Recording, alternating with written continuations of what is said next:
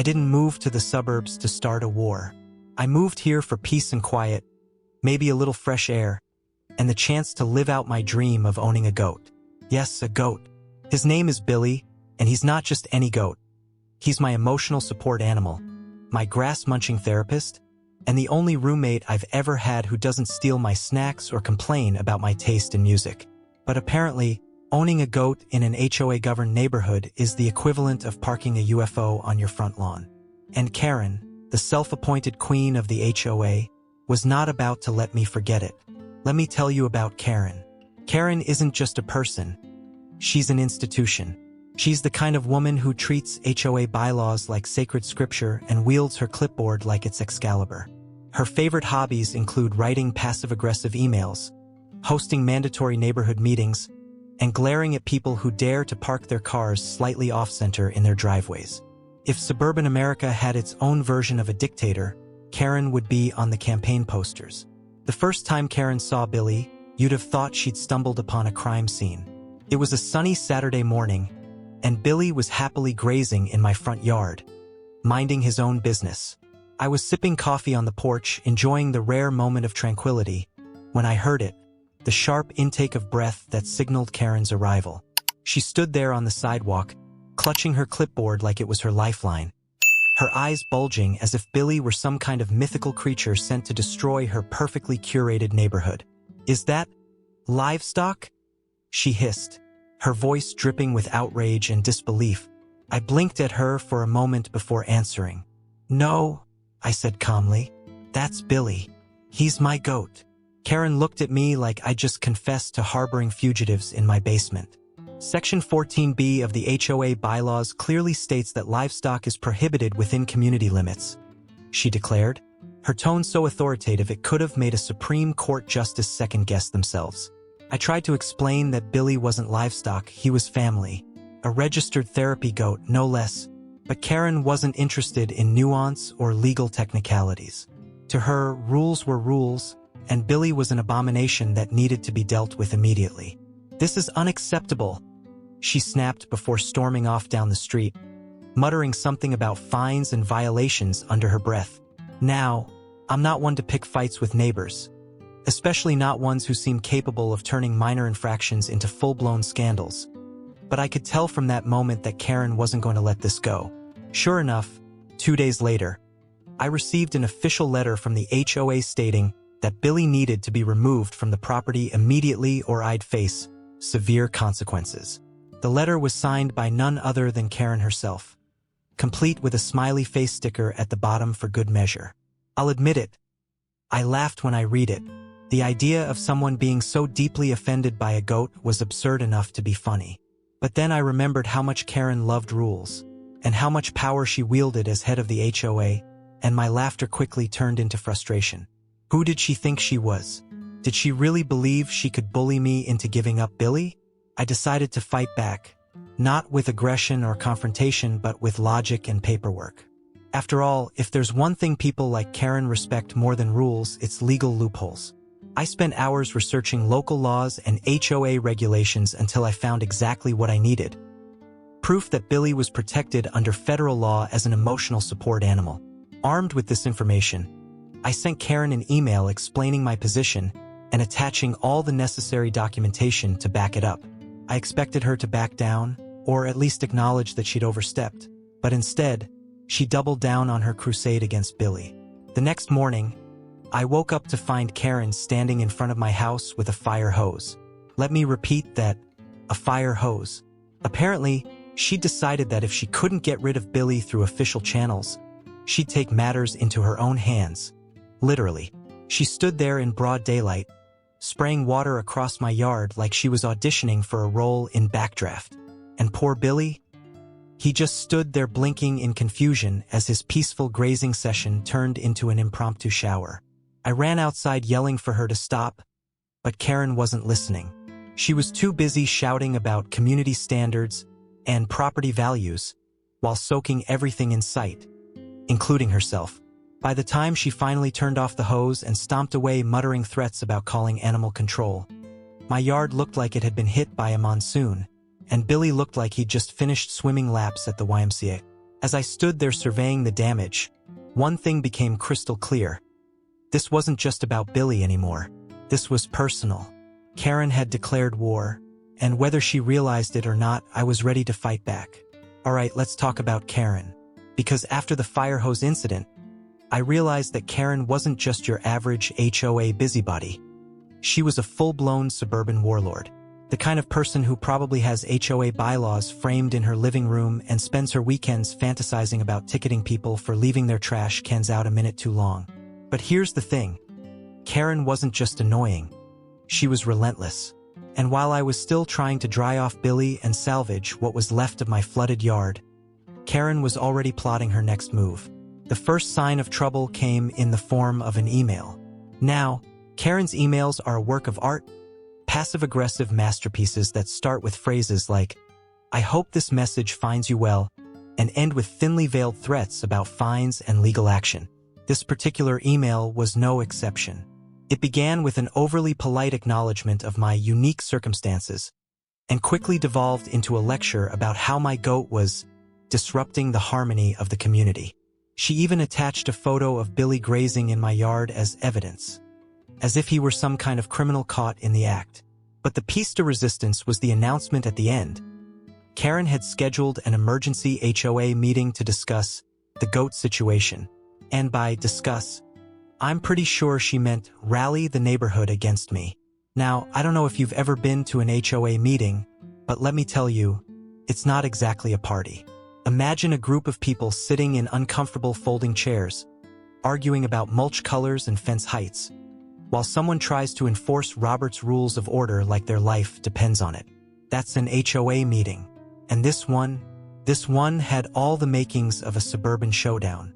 When I arrived at the community center, Karen was already there, standing at the front of the room like a general preparing her troops for battle. She'd even brought visual aids, a PowerPoint presentation titled, "Maintaining Community Standards: The Case Against Livestock." I kid you not.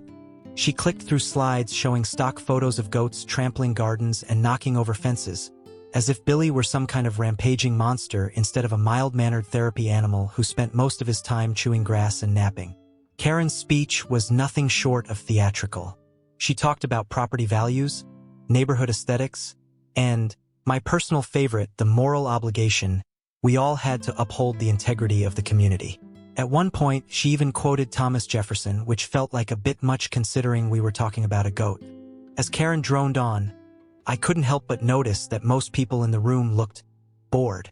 Sure, there were a few die-hard HOA enthusiasts nodding along like she was delivering the Gettysburg Address, but the majority seemed more interested in their phones or the free coffee at the back of the room.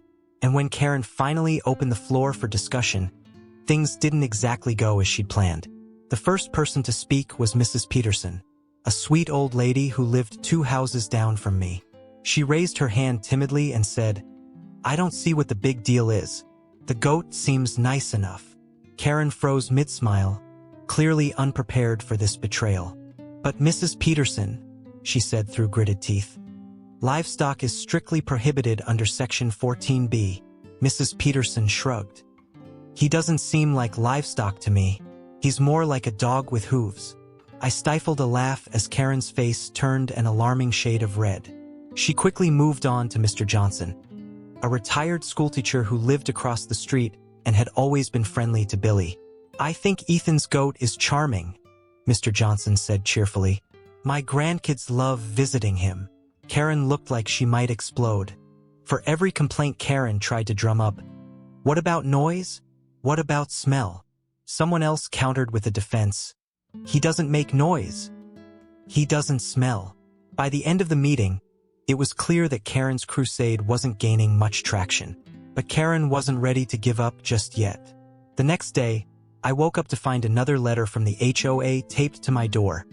This one informing me that I'd been fined $500 for violating community standards. Apparently, Karen had decided that if she couldn't win public support, she'd hit me where it hurt: my wallet.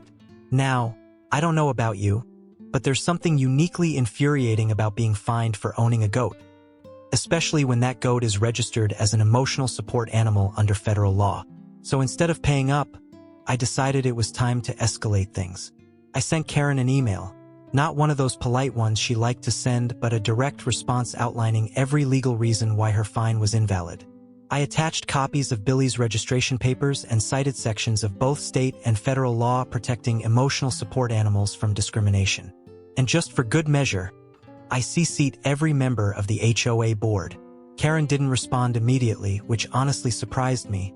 But when she did, it wasn't with another email or letter. No, Karen decided to take things to the next level by filing an official complaint with animal control.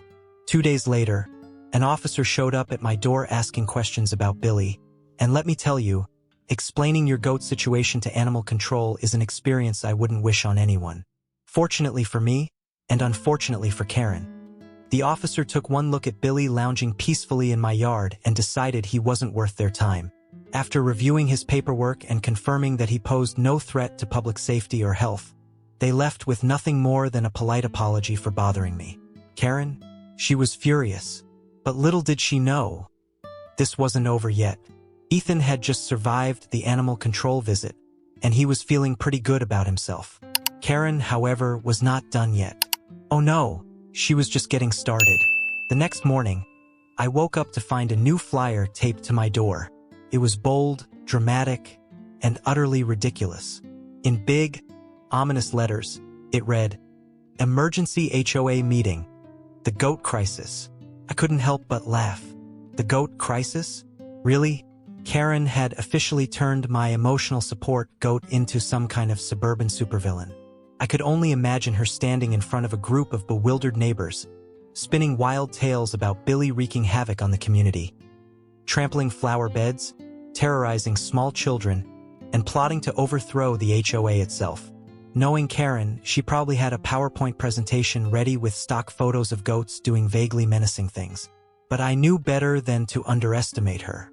Karen wasn't just waging war on Billy. She was waging war on me. And if I was going to survive this so-called crisis, I needed to be prepared. So I spent the day gathering evidence, not just about Billy's status as an emotional support animal, but also about Karen's questionable practices as an HOA board member. I dug through old emails, meeting notes, and even photos of her infamous Lawn of the Month award that had mysteriously gone to her own house for 3 consecutive years. If Karen wanted a fight, I was ready to give her one. When the day of the meeting arrived, I walked into the community center with my head held high and a folder full of evidence tucked under my arm.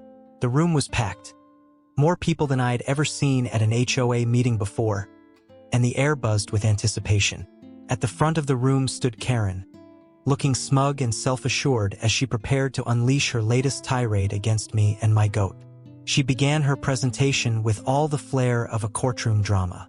Her PowerPoint, titled "The Dangers of Goat Ownership," was a masterpiece of absurdity, complete with bullet points like potential noise disturbances and threats to property values. She even included stock photos of goats doing completely normal goat things, eating grass, standing in fields, but framed them as evidence of Billy's supposed menace. "Ladies and gentlemen," she began in her most theatrical voice, "we are facing an unprecedented crisis in our community. A goat has infiltrated our neighborhood. A goat that threatens everything we hold dear. Our peace, our property values, and our very way of life." I glanced around the room and saw several people stifling laughter behind their hands.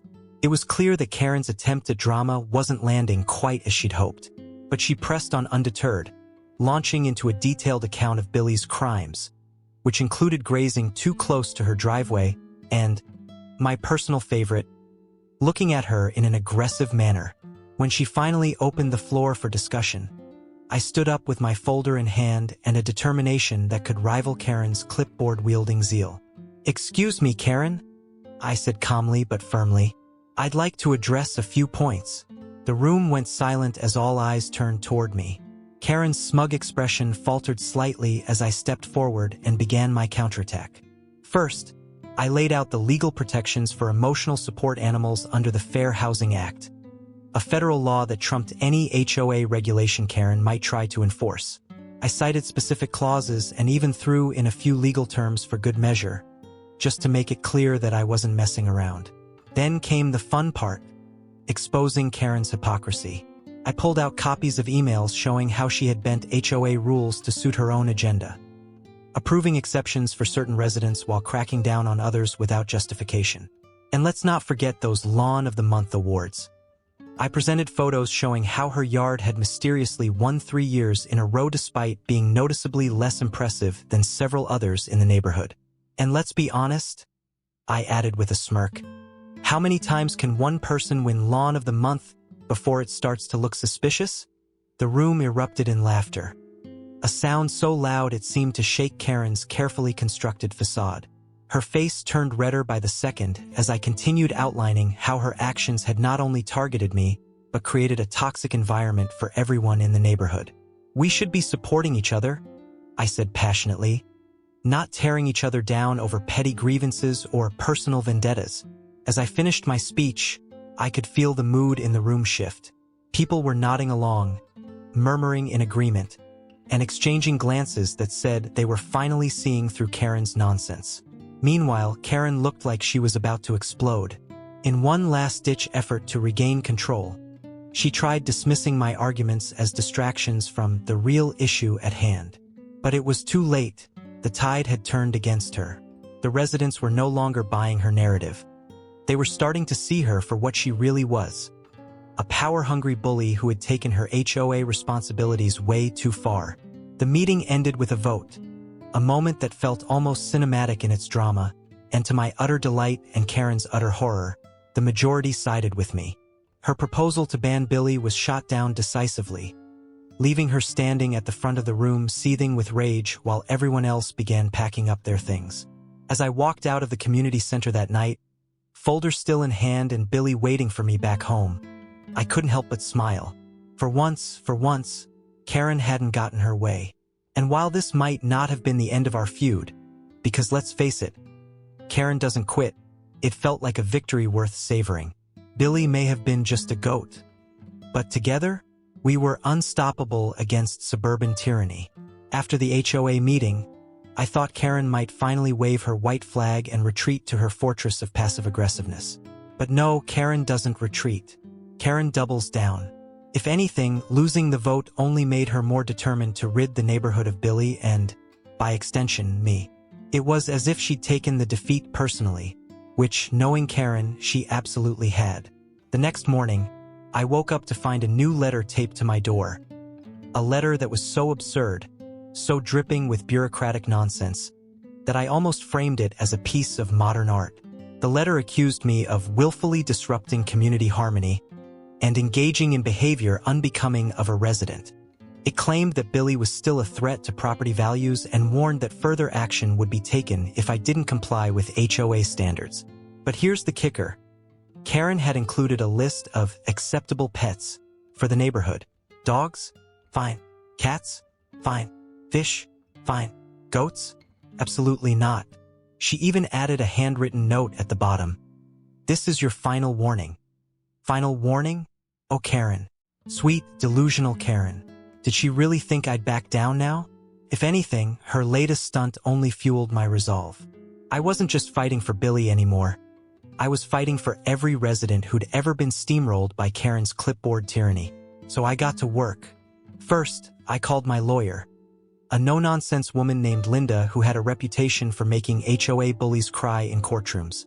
Linda listened patiently as I explained the situation, then laughed so hard I thought she might choke on her coffee. Let me get this straight, she said between giggles. She's trying to ban your goat, even though he's legally protected, and she thinks she can intimidate you into compliance? Pretty much, I replied. Well, Linda said with a grin, she's about to learn a very expensive lesson. Linda drafted a formal cease and desist letter that was equal parts professional and devastatingly direct. It outlined every legal violation Karen had committed in her crusade against Billy and warned that further harassment would result in immediate legal action. She even threw, in some case, law citations for good measure, because nothing says, "I'm serious," like quoting precedent. But I wasn't done yet. While Linda handled the legal side of things, I decided to take matters into my own hands on the community front. If Karen wanted to play dirty, I'd show her just how creative I could be when pushed too far. First, I printed out flyers with Billy's picture on them, looking adorable as ever, and plastered them all over the neighborhood. The flyers read, "Meet Billy, your friendly neighborhood therapy goat. He loves grass, sunshine, and making people smile." Beneath that was a brief explanation of his status as an emotional support animal and a reminder that he was protected under federal law. Then came the piece de resistance, a neighborhood barbecue hosted at my house, with Billy as the guest of honor. I spent days planning the event, making sure it would be impossible for Karen to ignore. There were balloons, streamers, and enough food to feed an army. I even hired a local band to perform in my backyard because why not go all out? And when the big day arrived, it was everything I'd hoped for, and more. Neighbors showed up in droves, curious about Billy and eager to enjoy some free burgers and beer. Kids played games on the lawn while Billy wandered around like a celebrity posing for photos. Even Mrs. Peterson brought her famous potato salad, a gesture that felt like an official endorsement of Team Goat. But the best part? Watching Karen fume from across the street. She stood on her porch with her arms crossed, glaring at us like we were hosting an illegal rave instead of a wholesome barbecue. At one point, she even tried calling the police. But when they arrived and saw what was happening, they just shrugged and left without saying a word. It was glorious. By the end of the night, Billy had won over nearly everyone in the neighborhood, including people who'd previously sided with Karen during her anti-goat campaign. As guests left with smiles on their faces and plates full of leftovers, several stopped to thank me for standing up to her, and one even suggested nominating Billy as HOA president next year. Karen must have realized she was losing ground because the next morning brought another escalation. This time in the form of a petition demanding my removal from the neighborhood entirely. The petition claimed that my blatant disregard for community standards had created an untenable living environment and urged residents to vote me out during the next HOA meeting. But here's where things got interesting. Despite Karen's best efforts to rally support against me, only 3 people signed it, and 2 of them were her relatives.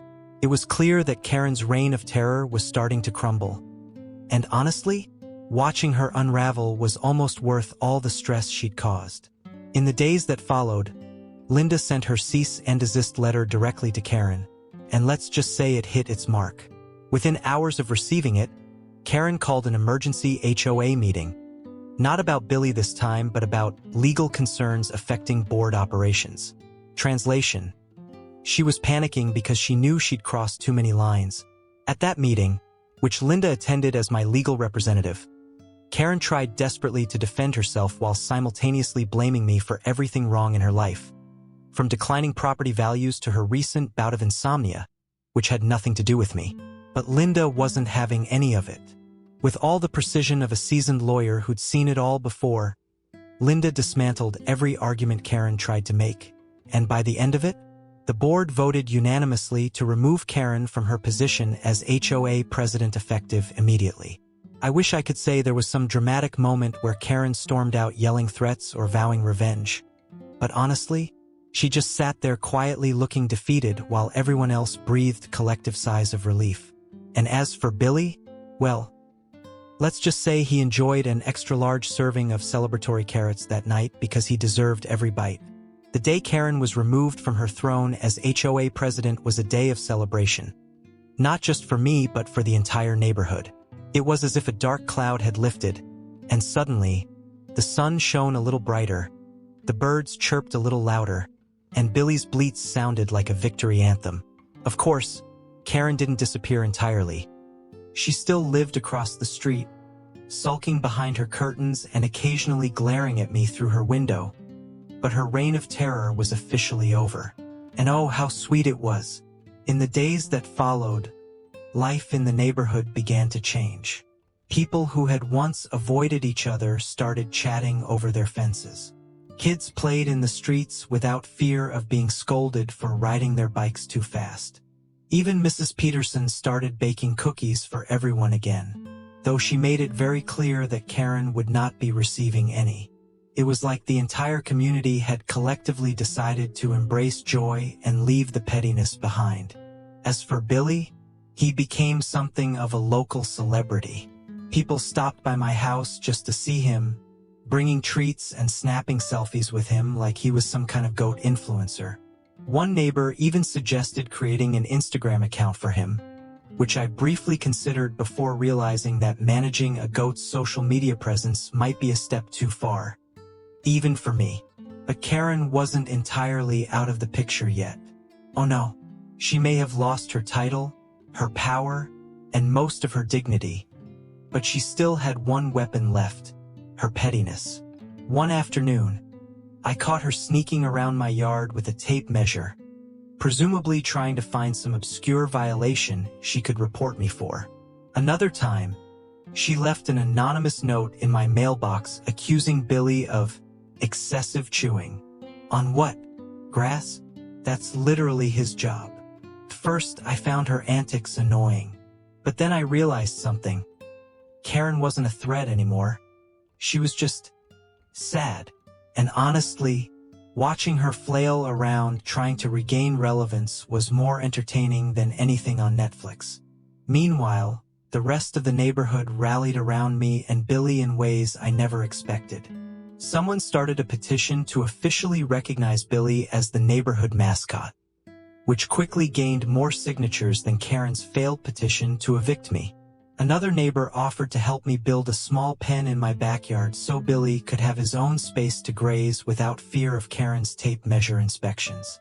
And then there was the barbecue incident. You see, after Karen's removal from the HOA board, we decided to hold another neighborhood barbecue. This time as a celebration of our newfound freedom from her tyranny. Everyone pitched in: burgers, hot dogs, salads, desserts, you name it. Even Mr. Johnson brought his famous homemade lemonade, though he refused to share the recipe. It was shaping up to be the party of the year. But Karen couldn't let us have our fun in peace. About halfway through the barbecue, as kids were playing tag and adults were laughing over plates of food, Karen emerged from her house carrying what can only be described as the world's most ridiculous protest sign. It read, "Goat-free zone. Say no to livestock."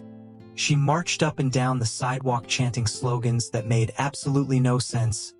No goats, no chaos, keep our lawns pristine, while everyone else just stared at her in stunned silence.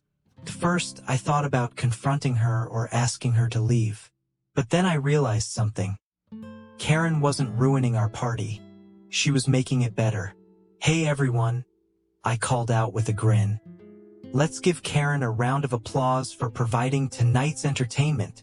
The crowd erupted into cheers and laughter as Karen turned bright red and stormed back into her house. It was a moment so perfect, so utterly satisfying, that I almost felt bad for her. Almost. After that night, Karen seemed to accept defeat, or at least stop actively trying to ruin my life. She still glared at me from time to time and occasionally muttered under her breath when we crossed paths. But for the most part, she kept to herself. And honestly, that was fine by me. In the months that followed, life settled into a new normal, a better normal. The HOA revised its bylaws to include clear language about emotional support animals, thanks in part to Linda's legal expertise, ensuring that no one else would have to go through what I did. The neighborhood became friendlier, more relaxed, a place where people actually wanted to live instead of just tolerating each other out of necessity. And Billy? Well, he continued being his charming self, grazing peacefully in the yard, posing for photos with neighbors, and occasionally sneaking into Mrs. Peterson's garden when he thought no one was looking. Don't worry, she forgave him. He even got his own little plaque declaring him honorary mascot of the neighborhood, a title he wore with pride, or at least as much pride as a goat can muster. As for me, I learned something important through all of this. Sometimes standing up for yourself and your goat isn't just about winning. It's about showing people that they don't have to put up with bullies like Karen anymore. So here's my advice. If you ever find yourself facing off against an HOA tyrant armed with nothing but a clipboard and an inflated sense of self-importance, don't back down. Fight back with humor, with logic, and if all else fails, with barbecues and balloons. And hey, if you enjoyed this story, and let's be honest, you know you did, don't forget to like this video, share it with your friends who've also dealt with HOA nightmares or crazy neighbors like Karen. Leave a comment below about your own suburban horror stories. Oh, and subscribe to my channel for more tales of revenge served piping hot. Thanks for watching, and remember, always bet on goats.